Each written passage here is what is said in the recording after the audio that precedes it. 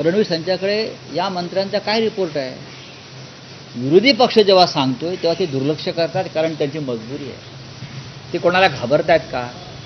त्यांची काही सिक्रेट शिंदे आणि पवारांकडे आहेत का? काय आहे? आम्हाला कळलं पाहिजे या महाराष्ट्राला की तुमची काही सिक्रेट्स किंवा तुमच्या जवळच्या लोकांची काही सिक्रेट्स त्यांच्याकडे आहेत का, हे पाहणं गरजेचं आहे. नाहीतर देवेंद्र फडणवीस यांच्यासारखा चारित्र्यवान माणूस हे सगळं सहन करतोय, ज्याची कार्यकुशलतेवरती शरद पवार आणि माननीय उद्धव ठाकरे यांनी तारीफ पे तारीफ केलेली आहे, असा माणूस हे सगळं सहन करतो आपल्या मंत्रिमंडळामध्ये, हे मला जरा फार धक्कादायक वाटतं. रावसाहेब, आणखी एक मंत्रिमंडळाचं आणखी एक प्रकार उघडकीस आला आहे. मंत्रिमंडळात लेटर युद्ध सुरू आहे.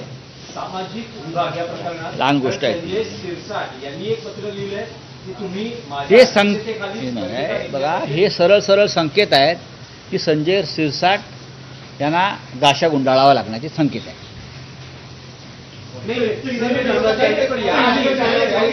याआधी होतं की राज्यमंत्र्यांनी असं म्हटलं होतं की आम्हाला अधिकार नाही, आम्हाला अधिकार दिले जात नाहीये, आणि माधुरी मिसाळ या सामाजिक विभागाच्या बैठका किंवा आढावा घेत आहेत, आणि जे लेटर मुख्यमंत्र्यांच्या बघा, मुख्यमंत्र्यांच्या सूचनेशिवाय माधुरी मिसाळ अशा प्रकारच्या बैठका घेणार नाही.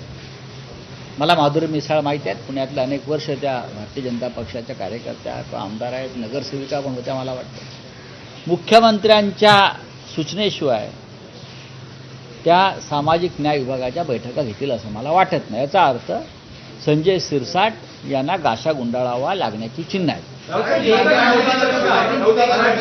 मराठी प्रश्न आहे की मध्यंतरी मराठीचा हिंदी आणि मराठी वादाचा मुद्दा गाजला होता.